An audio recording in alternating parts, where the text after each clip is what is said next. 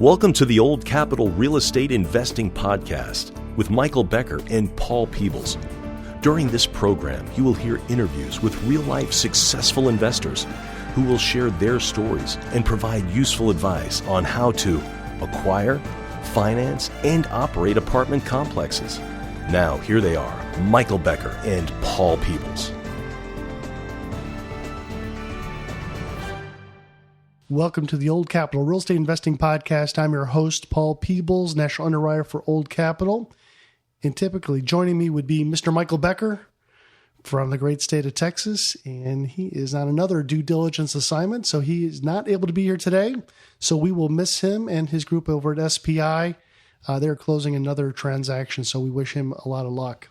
If you are in the Dallas-Fort Worth area in the month of April, come by and see us. And the Greek doctor will be in the house, Dr. Dotzer, Dr. Mark Dotzer. He is the guy that all the investors, the bankers, the developers listen to. He has the inside story about what is going on in commercial real estate throughout the nation. So he is a great source of information, and being a pretty funny economist, he's the guy you want to listen to. So definitely go on to the Old Capital Podcast and RSVP for that event in April. We'd love to see you. It's a great networking opportunity. There'll be 400 or 500 people there that you can shake hands and talk to and get a little bit more passionate about what's going on in multifamily. Second, if you think we do a pretty good job in kind of explaining multifamily, go back onto iTunes or Stitcher and give us a 5-star rating. We're trying to get 1,000 5-star ratings for the podcast for this quarter. We would appreciate it. Thank you very much. Michael and I do appreciate it. And also to go on to Old Capital Podcast and download the 17-page white paper report on multifamily financing. Again, Michael, I, and James Zhang put together the 17-page report. It kind of gives you the insights of how to structure transactions, whether it be Fannie Mae or Freddie Mac or bank lending or CMBS. We just kind of give you the insights that you need to know. So the bank is your largest partner in these deals, and you want to know what your partner is looking at and how they make a decision to lend you up to 70, 80% of the money. So get the inside story, download that white paper report. We would appreciate that. It also comes with Michael Becker's due diligence report of what he actually uses. So take his name off that paper when you are putting an LOI together for the seller. So when you found a property and you want to make an offer for it and you put your letter of intent out there, also throw in the due diligence piece that you want to have on a checklist of what you request from the seller to buy his property or her property. So that's great. So in the podcast today, we have a special guest that is one of our underwriters. And as an underwriter, he is part of the decision-making group that looks at Fannie Mae and Freddie Mac loans. I thought we would, at the beginning of this year, coming at least the middle of the first quarter, we'd kind of figure out what is going on with some of the agencies on some of the smaller loans. When you first get into multifamilies, you don't usually start off at 25 or 30 $1 million transactions. You typically start off at $1 million or $2 million or $3 million. So in the podcast today, we have Ricky, and Ricky is one of our underwriters. And I want Ricky to kind of, explain a little bit about what's going on in the agencies, what has changed from 2019 going into 2020. What should we be observant on, and what can impact the way that these transactions are approved and underwritten and bought? So in the podcast, we have Ricky. Ricky, how are you? I'm doing well, Paul. How are you this morning? We're doing great. So thanks for being on the podcast. We appreciate that. So let's kind of just talk about just some basics type of stuff. Fannie Mae and Freddie Mac on the small balance. Again, what does that mean, really? So when you're talking small balance, you're really talking about loans anywhere from, say, $7.5 million down to about $1 million. Now, on the Freddie Mac side, which is called the Freddie Mac Small Balance Lending Program, or the SBL, you're looking at loans at about $1.2 million to $7.5 million. On the Fannie Small Loan Program, you look at loans at $1 million to $6 million. Okay, so this is a good podcast that we want you to take notes. This is a good one that you're going to have a lot of questions, so we're going to kind of go from the top down and just kind of talk a little bit about really just two agencies programs, the Fannie Mae and the Freddie Mac programs, and we've kind of just talked a little bit about the parameters on the sizing of the transaction. Again, Freddie Mac the loan size starts at what dollar amount? So Freddie Mac, it's at 1.2 million. On an exception basis, you can go below that. To like $1 million. Correct. So that's probably the lowest loan that you can get with the Freddie Mac program is $1 million. So if it's $995,000, that's not going to work. Correct. So you have to be over the $1 million threshold, but they really want you over the $1.2 million threshold. Okay, that's for Freddie Mac. So again, if you're writing this down, you have a piece of paper, put, I guess, on one side Fannie Mae, on the other side Freddie Mac, if that works in your head. So again, Freddie Mac is 1.2 really, get down to 1 million, and Fannie Mae is what? The floor on Fannie Mae is 1 million, but you can also get down to about $750,000 on a case by case basis.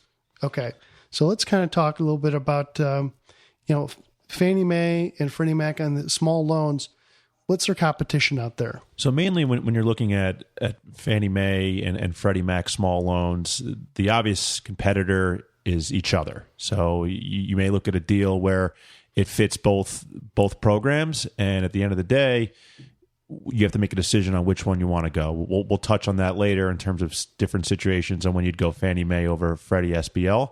But if you look at them as the agencies, the main competition that they have, Freddie and Fannie has, is the insurance companies, who typically look to be at lower leverage, say 65% LTV. You have your national banks, say Chase, the Chases of the world, where they're really interested in top quality A and B assets. And then you have the regional and community banks, which oftentimes they're really more interested in getting your deposits. They're often in and out of the market. They may be lending today in February, but come April, they may be scaling back. And oftentimes those loans will be recourse. So you talked a little bit about the competition, who else is in this space. I mean, are really the insurance companies going to do loans for people at $1 million or $2 million that maybe don't have the experience? Oftentimes the life insurance companies, or Lifeco for short, they really want to be in that range where they're going from $3 million and up, and they're really looking for long-term experienced borrowers that have, say, experience of 5 years or more. Okay. So what are the main attributes of the Fannie Mae small and the Freddie Mac SBL? SBL stands for small balance loan, that make such an attractive loan product out there in the market today. So when these programs were rolled out, say about 5 or 6 years ago, really to get out and gain market share, that they had some great attributes that have been attractive to borrowers. The first, obviously, is the non-recourse. It's the fact they also have multiple loan programs and options for you. So you can go anywhere from a 5, 7, 10, 12, or a 15-year fixed rate loan. These programs also offer interest only, as well as going up to a max of 80% LTV. And the most important thing about the Fannie and Freddie is that we will lend anywhere. So you could live in Texas and look to do a deal in Oklahoma. You don't have to worry about establishing a new relationship with a local bank. We have no issue lending in Texas. We have no issue lending in Oklahoma. And we have no issue lending across the country. Let's kind of talk a little bit about that, because I think that's an important thing, that if one of the things I think has changed recently from 19 to say 2000 is that if you live in California and you are, say, a brand new person trying to buy a property that you would think made sense for you and your investment group in, say, Texas or Albuquerque or Colorado Springs. So it's not in the general market that you live in personally, but it is in a market that's 1,000 miles away. What's the take these days of being in country? So ideally, when we look at borrowers and look at properties in specific markets, we'd like to have the borrower be within 100 miles of the property. Now, if you live in California and you currently own a couple properties in the DFW marketplace, it's not much of an issue. But it's when you live in California and you may be buying your first transaction where we want to do a little more due diligence on the borrower team. What is your history? Have you invested anywhere else? Who is your third-party property manager? And also, are you bringing in a local partner as your sort of as a KP to really bolster your case and market knowledge and be able to manage the property? So I think that's really been a challenge in the last, say, 6 months or a year, is that a lot of people that did not have experience, that lived in California and that wanted to buy a property in Kansas City. Prior, we probably didn't have a problem with this, but today we certainly do have a problem with it. That I think we have found just when, after the loan's been approved and the loan's been made and a year has gone by, if there has been any problem, it really comes down to the borrower really not being close to the asset or having eyes on the asset all the time. Even though the property management company is managing the property and they probably live around the area, it is not the same of having the owner, who's the one who's actually signed the loan, being close to the property. So going forward, that if you don't have experience, you really need to find somebody that has experience in that marketplace, I would say. So if you live in California and you have a property that you want to buy in Oklahoma City, you really need to have a sponsor that you co-sponsor with or bring in together that has ownership experience of similar size properties in that marketplace itself. So Fannie and Freddie are really going to be looking at the sponsorship group to make a decision. If you were there just by yourself trying to do a deal, the agencies probably would not be the right choice for you to do it. Because again, this is non-recourse, which means it doesn't affect your balance sheet. We take a look and it's a non-contingent liability against your balance sheet. So if you want to try to do it, and you certainly do want to try to buy a property in Oklahoma City and you live in San Jose, you may have to look at a regional bank that is in the Oklahoma area that's going to take a look at not only the property, but also your balance sheet. So then, because there's maybe a little bit more risk, they would probably want to securitize or hold as collateral the property and also your balance sheet. So just, that makes sense, I would imagine. And the other thing that Ricky said is up to 80%. Now, in some markets, they may be a little bit lower than 80% just because there's some smaller markets in the country that have smaller population growth and smaller jobs and things like that.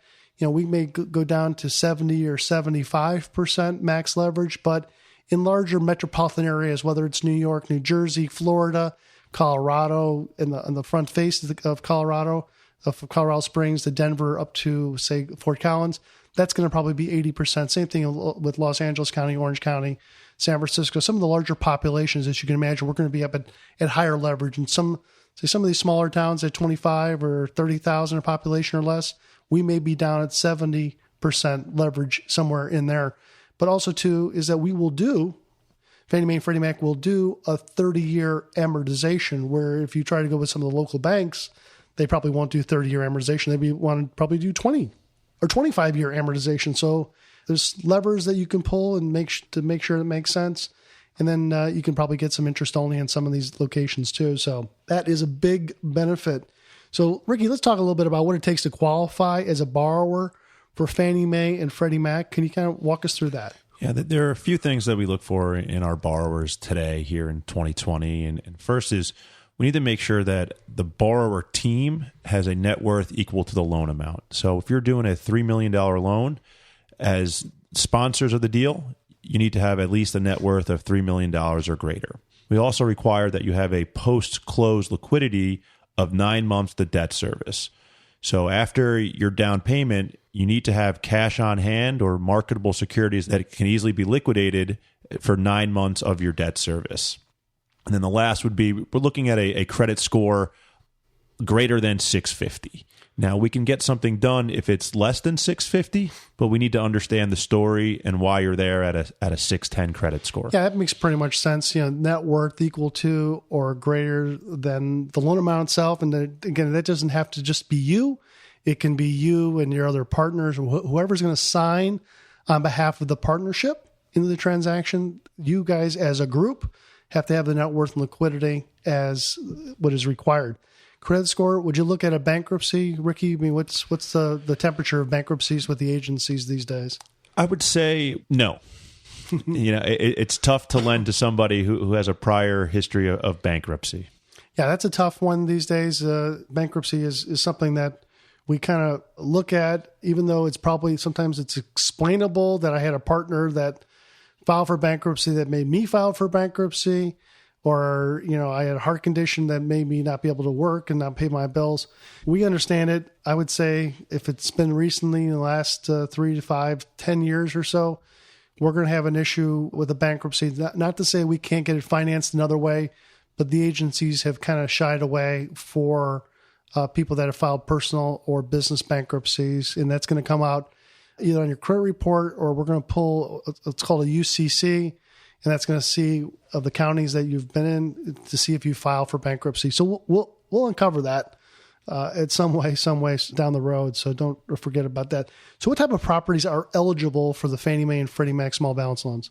Well, the assets that we're looking for are 5 units or more and have what we call stabilized occupancy, where your occupancy has been at 90% for 90 days. And we can also do a mixed use property where you have, say, 10 residential units over a pizza shop or a nail salon. You see that more often in cities like Philadelphia, New York City, and Washington, D.C.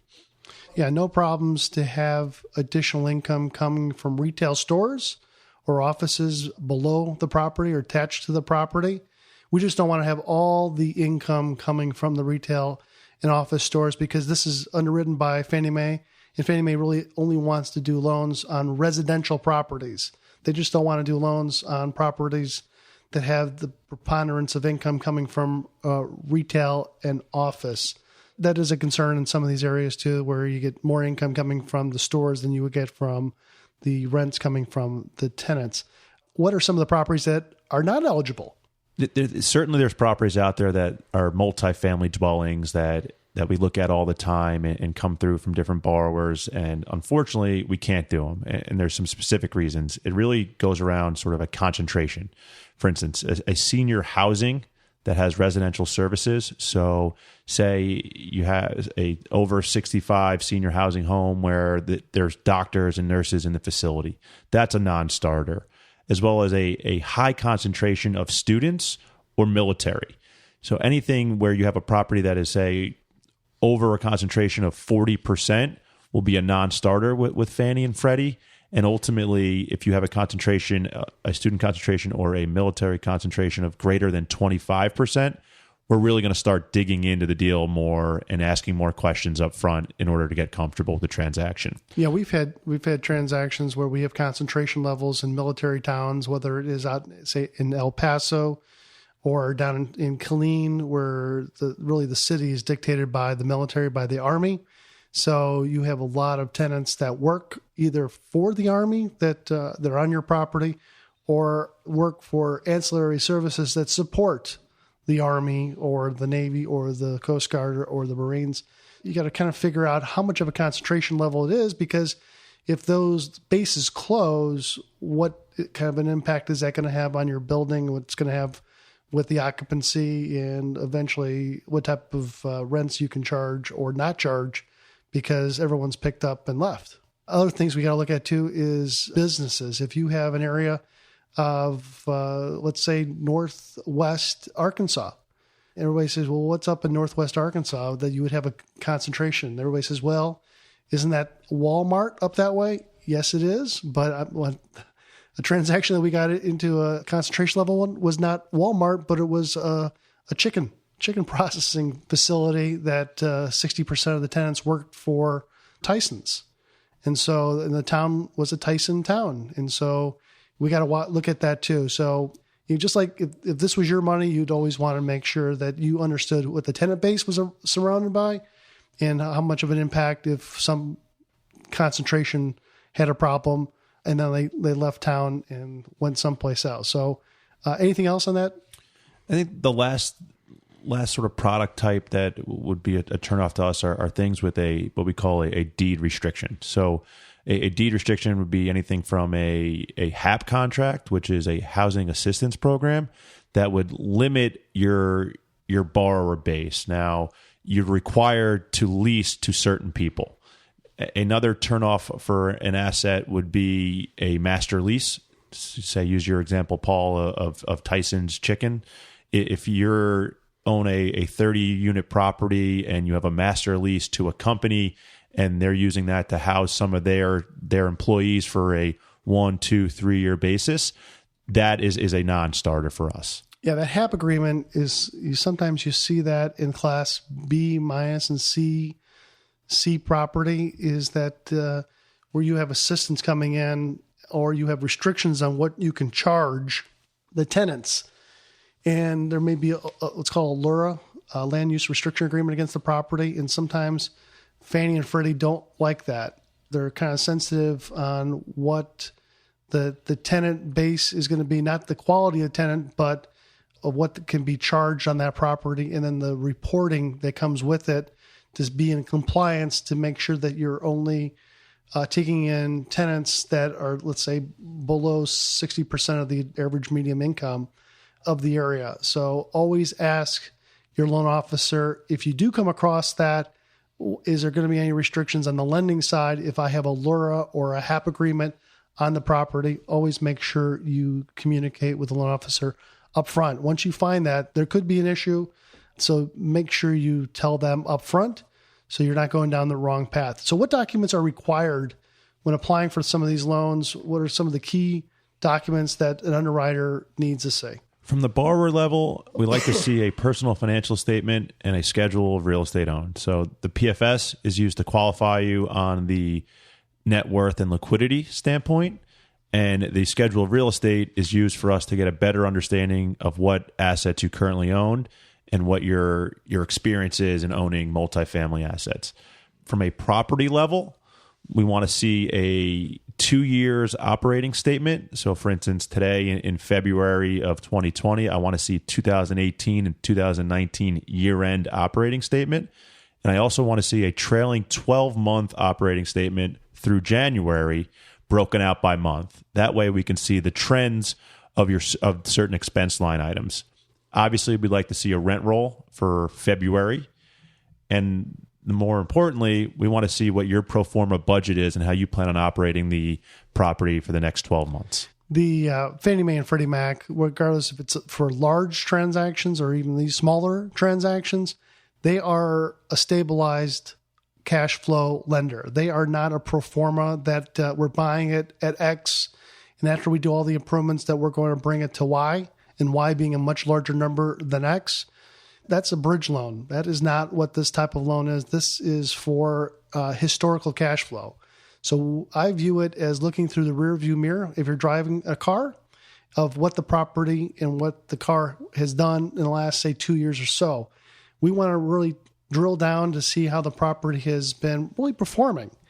And then we also want to see that pro forma. That's what Ricky was talking about. So we're looking through the front glass and we're seeing where the car is going to be going in the future. So we want to get your opinion on, after you do some of this rehab, where the numbers are going to go. And I don't want to see it on a consolidated basis. I want to see it on a monthly basis on both the historical cash flow or the historical NOI, the historical net rental income, the historical operating expenses. But I also want to see in the future based on a monthly net rental income, cash flow. I want to see everything monthly. I don't want to see everything consolidated. This is what I've given you the keys today, and then from a year from now, this is where it's going to be. Yeah, I want to see that, but I want to see it broken down on a monthly basis. And so Ricky, how do pricing difference between Fannie Mae and Freddie Mac, how does that work? Yeah, they are a little bit different and nuanced in the way that they price their transactions. So Freddie Mac does it on a coupon basis. And what that means is that they set the pricing almost every Tuesday. They send out a grid. So this is your pricing on a 5-year deal. This is your pricing on a 7-year deal. This is your pricing on a 10-year deal. Now, Fannie is a little bit different. So Fannie's pricing is based on a spread.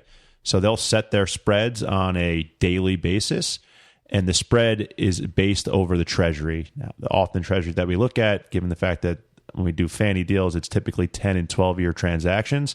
We base it off the 10-year Treasury. So, for example, we would send you out a quote today, and the spread may be 225 over the 10-year Treasury.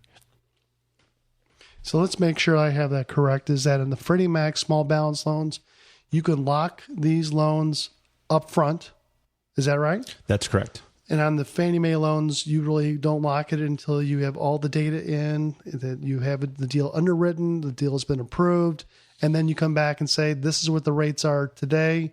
And that from the period of time that you start to the time that transaction is approved, could be 35 or 40 days. So whatever the pricing is in the future, that's where you lock at that period of time, not today. So that is probably a big benefit for, say, the Freddie Mac side or so. So let's talk a little bit about, the underwriting process, the difference between, say, Fannie Mae and Freddie Mac. Again, we have our white sheet of paper here, and Fannie Mae and Freddie Mac on both sides. Right. So as you just alluded to, on the Freddie Mac side, we will issue you a term sheet today, and you sign it up. Your rate will be held for 35 business days as we do our due diligence and submit to Freddie Mac. So Freddie Mac, once they receive a package from seller, servicer, or a lender, they have 10 business days to do their underwrite and then issue your draft commitment. And at that point, that's when you officially confirm your mortgage terms and close the loan. And as Paul mentioned, when you sign that term sheet, your rate is held through the underwriting process. The only time it would change is if, for whatever reason, we're unable to submit within that 35 business days, or if some of the underwriting metrics change, where, say, you were at a 140 debt service coverage in sizing and income dropped during the course of underwriting, and now you're at a 125 debt service coverage. Let's talk a little bit about that, because let's get off topic. What happens with the seller does not keep their end of the bargain up, and they take their foot off the gas, and all of a sudden we've underwritten this deal based on the financials that were provided to us, and we issued a term sheet based on the financials that were provided us back in, let's say, October, November, and now we're in February, and then we're looking for the updated financials for December and for January, and we found that the seller has taken their foot off the gas. What's our problem? Yeah, so it's important to make sure the seller keeps up their end of the bargain and keeps the tenant base there and keeps them paying, because we're sizing and underwriting and we're basing our loan dollars off of an NOI at a given time. And if your net rental drops, your NOI will drop, which will affect your debt service coverage, which ultimately could lead to a reduction in loan proceeds. And in all instances, that's what we want to avoid, because we don't want to be in the 11th hour scrambling to figure out how to make up the difference. That's a challenge that you have to be clear and concise with the seller and the seller's representative. If they take their foot off the gas, you're definitely going to feel the pain, because if you start getting the reduction of the net rental income on your side, based on the way that the seller has operated the property, you could be significantly cut in loan dollars on this deal. So if we sized the deal for $4 million and everything was fine back in November, and December and January's numbers get cut, the net rental income comes down. And I'm not talking about significant, like $100,000. I'm talking about maybe for $25,000 or $30,000 of a decrease, and we have to annualize that.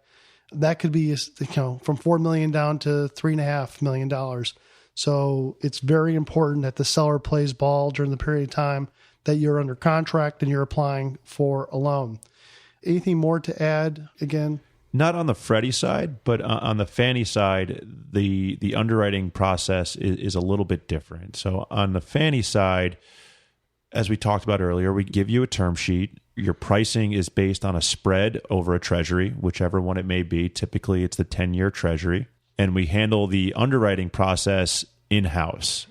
And what we mean by that is that once we finish our package, we don't have to submit it to Fannie Mae. We submit it to the head of credit at our company, and he makes the decision and approval, and it puts out your commitment letter. Now, all the while, a little difference between Fannie Mae and Freddie Mac is that your pricing is not held. Your spread will be held, but that treasury can move up or down. So say the treasury, when you signed it up, was at a 170, and today it's at a 155, your rate will be 15 bips less. But on the other side, say you signed it up at 170 and the treasury today is 185, your rate will go up 15 bips. That's just the nature and difference of the program. I think when you talk about timing on these transactions, you're looking at anywhere between 45 to say 55 business days. The run rate, which we typically tell our borrowers, is that we'll get your deal closed within 55 calendar days. Not only do you have to be considered with the seller falling apart on net rental income. But if you are maxing the loan dollars out at a 170, and again, we're making this up on a 10-year treasury, and interest rates were to go up to 185 or 190 on the 10-year treasury, your loan dollars could be cut on that too. So that is just something to be considered when you're making these decisions. And now treasuries don't move that much, but they can and they will. But again, if we're underwriting these deals and we're tight going into the transaction and interest rates do rise, you could have loan dollars cut on that. I mean, everybody wants to put 20 or 25% down, but all of a sudden that you could see it move or vary the loan dollars based on interest rate and based on how the performance of the seller has done. So Ricky's absolutely right. It is his company that makes the decision. Again, Ricky does not work for Old Capital. He is an underwriter that's associated with us and with one of our lenders. And so I'm going to be clear on that, is that Ricky's group approves these loans and then they sell them to, say, Fannie Mae. And then they do all the paperwork and assemble it, and they submit it into Freddie Mac. So Freddie Mac actually makes the final decision. It is not Ricky's company that makes the decision on Freddie Mac. So a little bit different underwriting process between Fannie Mae and Freddie Mac. Again, Freddie Mac only approves their own loans themselves, and Fannie Mae, Ricky's company, has the ability, they're given the pen, the approval pen to do these transactions. So those are purchase transactions. One thing I do want to talk a little bit about is immigration status on some of these transactions. What are our concerns with the borrower? Green card, U.S. citizen, non-U.S. citizen. Tell me a little bit about how Fannie and Freddie take a look at these. Right. To make it really much black and white, if you're a non-U.S. citizen, what we will refer to as foreign citizens, well, you can still get a Freddie Mac or Fannie Mae loan. But some of those requirements that we spoke about earlier in order to be a borrower are a little bit different. You would need a net worth twice the loan, and you would need a liquidity of 18 months versus the 9-month. And ideally, we want to see that you have that liquidity held in a U.S. bank account. The other thing is that if you are a U.S. citizen, that's great, no problems with that. But if you have a green card, that could be a little bit of a challenge too. And you're not a U.S. citizen, you are a foreign national with a green card. What's your issues with anything with foreign nationals at all? Not really. It really just comes down to knowing it up front and having that conversation so that we can get in front of it. But having a foreign national just by themselves, any issues with that? It really depends. If we really look into how much time you spend in the United States, are you here 2-3 months, or are you really here 10 to 12 months, and really you just aren't a naturalized citizen at the moment, but you have a U.S. bank account, you have a strong third-party property manager running the asset, and you have the net worth and liquidity requirements at a 2x. Typically, what I see that gets approved is that if you have a green card, non-resident alien green card, we would like you probably to pair up with somebody that is a U.S. citizen that has multifamily experience in that specific area.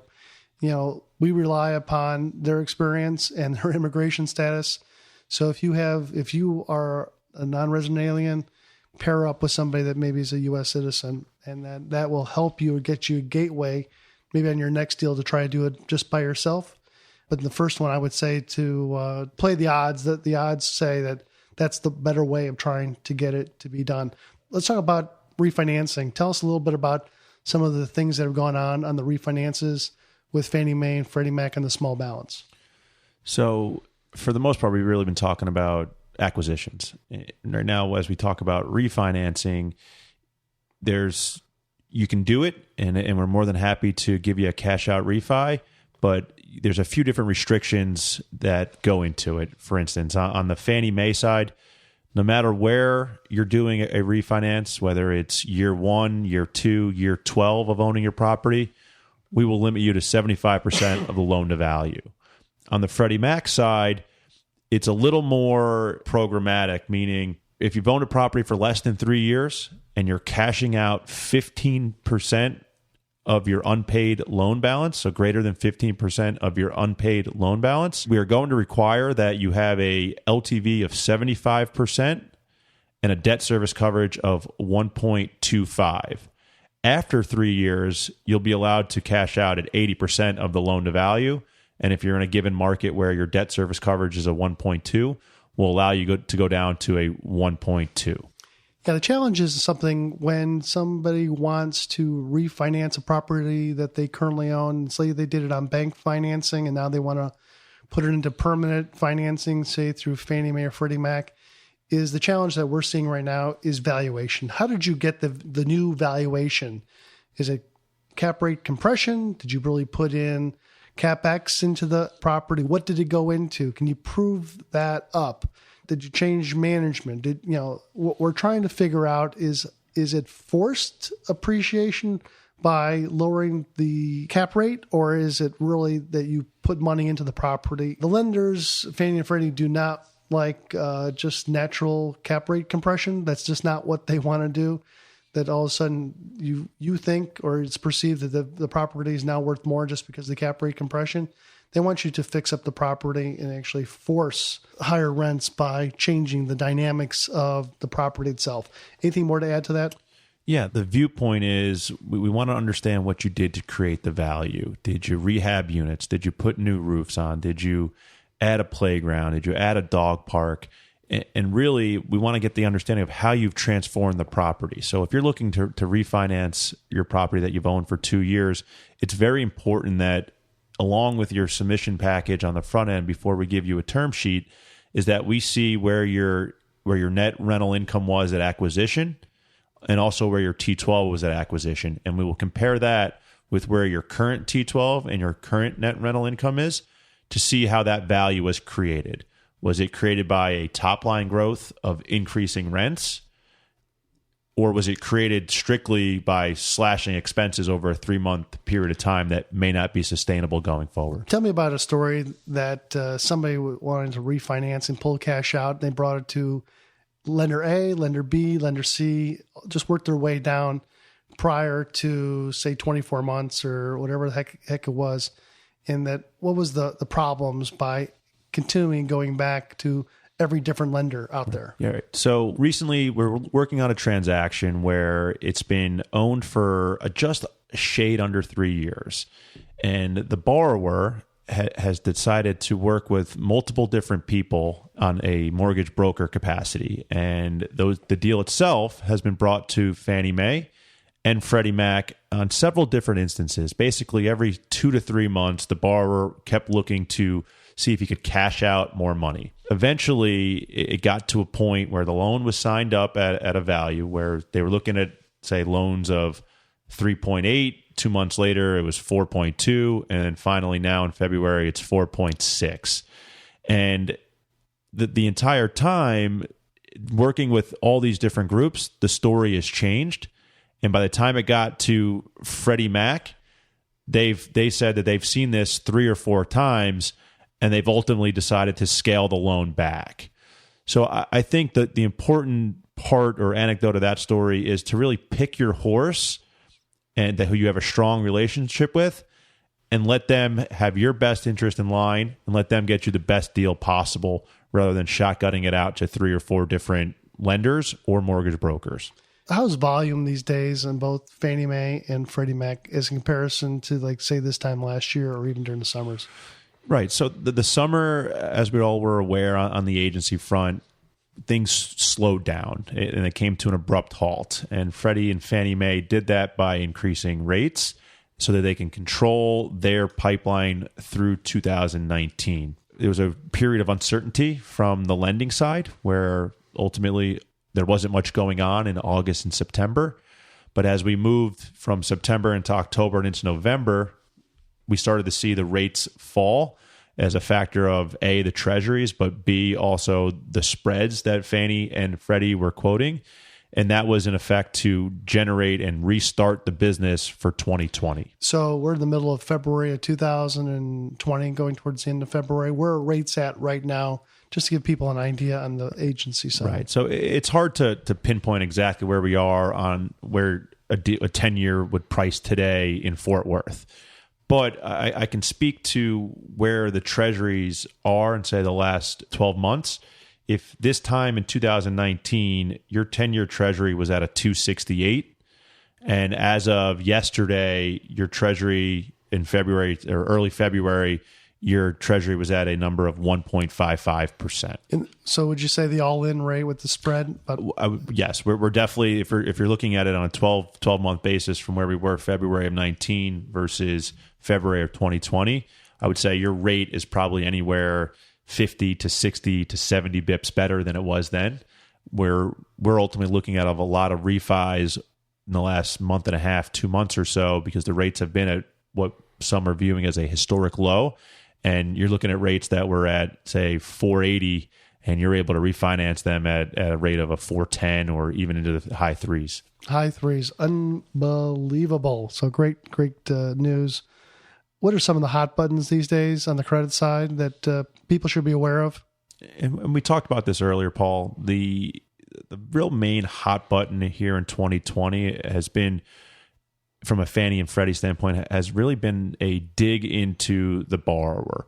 They've gotten away from lending to the first-time borrower who lives out of state. Just now what we want to see is an experienced borrower who is local. They understand the market, they understand the property, and they have experience managing these types of assets. Now, if you are a first-time borrower, we're not saying you can't get a transaction done, but we might scale back your LTV and we might increase your required debt service coverage. Now, the way to get around that would be to partner and find somebody to be a co-sponsor with you that you could leverage their experience and their resume, and then you can slowly build your resume so that you can eventually, the next, say, third deal or so, you're doing it strictly on your own. Anything else on that itself? And is there any instances where you would choose Fannie Mae over Freddie or Freddie over Fannie Mae? Right. And we've looked at this kind of as the agency world, Fannie and Freddie. And we talked earlier about the competition that Fannie and Freddie have with the local banks, the national banks, and life co companies. But when it really comes down to it, the competition is between Freddie Mac and Fannie Mae. And there are little nuances to each program, although they do seem very similar. There are some nuances where you might want to go Freddie Mac and you might want to go Fannie Mae. For instance, Freddie Mac on an acquisition in a market like Dallas County, you're able to get 80% LTV and a debt service coverage of 120. In Fannie Mae, you can go to 80%, but your debt service coverage will be a 1.25. So the ability to have that lower debt service coverage will allow us to get more dollars. On Freddie, as we mentioned earlier, you also rate lock day one. So if you're nervous about where the treasury is going to be in a month and a half, 2 months when you're looking to close this deal, I would advise going the Freddie Mac route because it takes that uncertainty out of your deal. And my rate here is a 397. My rate in 2 months will be a 397. Obviously, there's a difference between the loan amounts on Fannie and Freddie. Fannie Mae is a max of $6 million. Freddie Mac is a max of $7.5 million. And also, if you're refinancing with Freddie Mac after 3 years, you can max out at an 80% loan to value, whereas on the Fannie Mae side, you're only maxing out at 75%. Now, we talked a little bit right there about what makes Freddie attractive. Here are some instances where Fannie Mae is attractive. If you're doing a deal in what we view as a tertiary market, your pricing will most likely be better on the Fannie Mae small product. Also, if you think about timing of your loan and timing of your close, we spoke earlier how you're anywhere from 45 to 60 days to close a loan. And we talked about how Freddie, the package has to be submitted to Freddie Mac employees for approval, whereas on Fannie Mae, it's an in-house approval process. So that allows you to be a little quicker. You don't have to wait that 10 business days for approval. So if I would advise, if you're looking to close as soon as possible, I would go the Fannie Mae route. Additionally, the last sort of difference between these programs is what is called a supplemental program. So if you did a loan on a Fannie Mae and 3 years later you've increased the value and you want to put an additional, what we say, bolt-on loan to this property, you're able to do that. So it allows you to get additional dollars for the work that you did on the property and the value that you created. Whereas on Freddie Mac, they don't offer a supplemental lending program. So that's probably the most important thing these days is not refinancing your loan with, say, Fannie and Freddie, but Freddie Mac does not offer a supplemental second lien against the property, but Fannie Mae does. Do we have to wait 3 years, or can we do it after 1 year?